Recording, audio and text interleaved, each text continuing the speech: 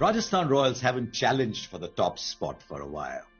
And this year, the people who sat at the auction table have put together a very decent squad. I don't know if they can go all the way, but what I do know is that there is ability within that squad to go and challenge most of the sides. I think they've done a good job. They've not held back on the money either. They've loosened their purse strings a little bit. They've gone big after Prasidh Krishna, who I enjoy watching. There's a lot of potential there. They've gone big on Shimron Hetmeyer. They said, right, we want Yuzvendra Chahal in, apart from the retentions as well. So they've not held back on putting together a squad.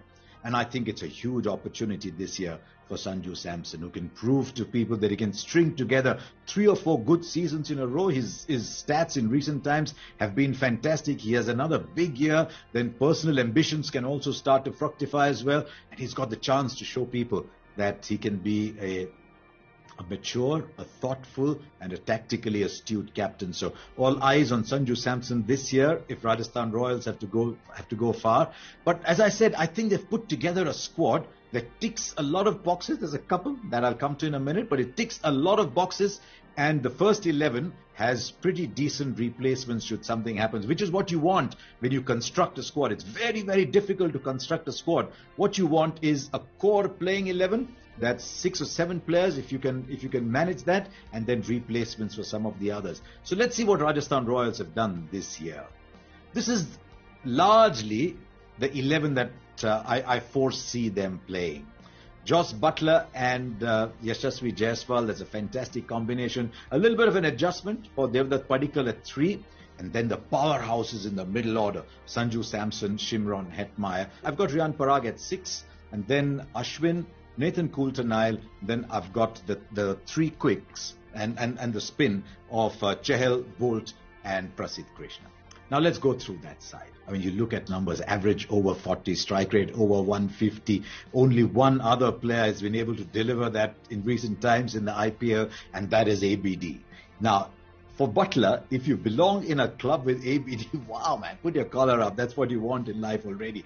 So Butler has a big season, then Rajasthan Royals have a lot of their worries taken away from them. I don't see him playing Test cricket too much longer. You never say never, but I think he's now ready once again to focus on what he does best, which is being one of the most destructive wide ball batsmen in the game today, especially top of the order.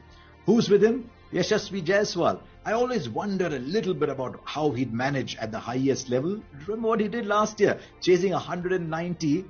He had a 19-ball 50, this little slip of a boy. So if he can come back and deliver a few such starts, that'll be fantastic. But what that means is a new role for Devdutt Padikkal. And I really do hope that Sanju Samson, the team management, define that role perfectly for him. Because he's got 2 dashers at the top, and then he's got 2 dashers below him.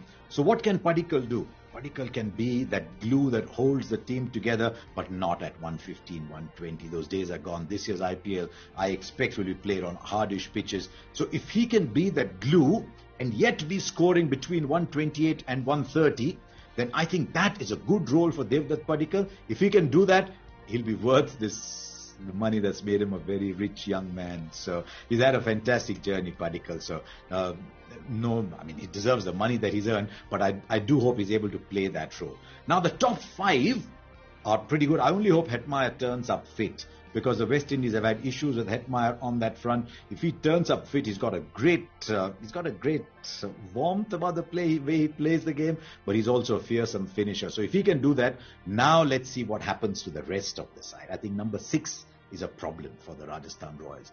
For a couple of years now, we've been saying Riyan Parag could be that player who can be the bridge. He'll play the role of a finisher. Maybe he's got 10, 12 balls to play and he'll give you a couple of overs. But that has not happened consistently enough for the Royals. I've been following Parag playing at Assam in the Ranji Trophy, because that tells you how much cricket you've got behind you. He's got a few scores. I've been happy at the fact that he's bowled a little bit.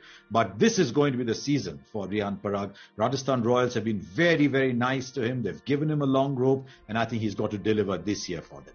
Then we come to number 7 onwards. Now look at what we've got in the top 6. We've only got that over or 2 from Riyan Parag. You don't have any other bowling options at all, which means you need 20 overs to follow. Now, if you need 20 overs to follow, it's very tempting to play James Neesham at 7. He'd be a fantastic finisher, take a lot of pressure off Hetmeyer, maybe lighten the load a little bit for Riyan Parag, maybe even bat at 5 or 6. But can you get 4 overs out of Jimmy Neesham? If you could, nothing like it to have him there.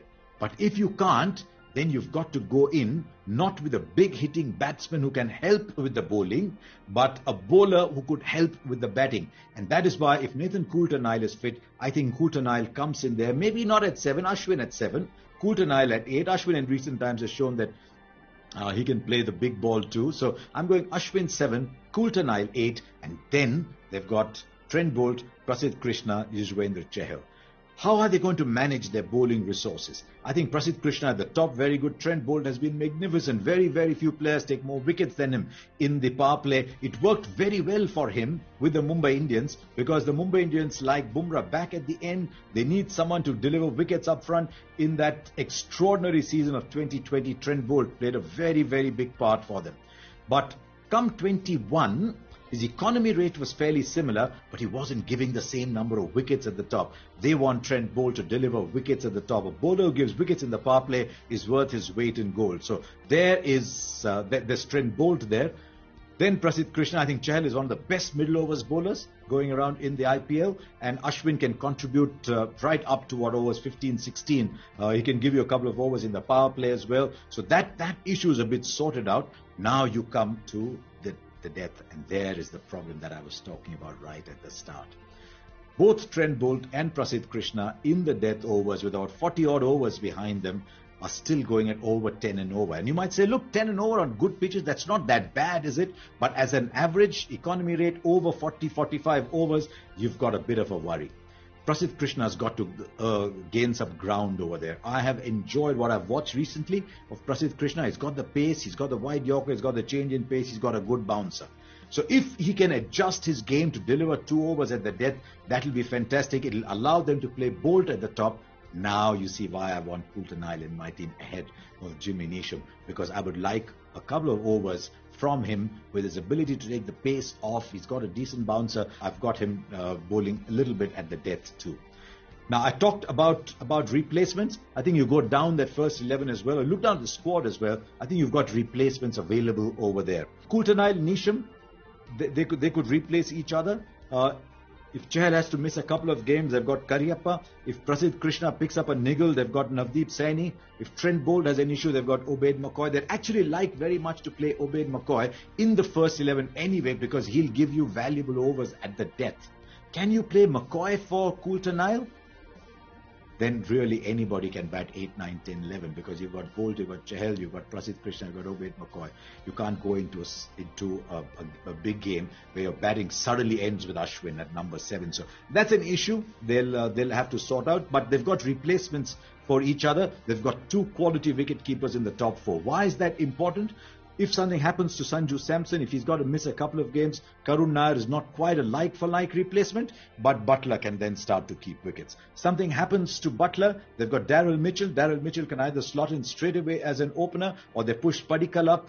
He can come and bat down. They say, we want a little more solidity. Once he becomes available, sort of a couple of weeks into the tournament, Rassi Fantadusen is available there as well to play for them. So they've got replacements as well. I think they're a well-rounded side. It's a question of whether they can put enough runs for their bowlers to defend, and I think they've got the power at the top to be able to do that. They need to start well, but with Rajasthan Royals, it's a question of continuing the streak. If they can do that, they can have big season from Samson and Buttler and bowl well. They've got the side. Now they've got to show us if they've got the staying power.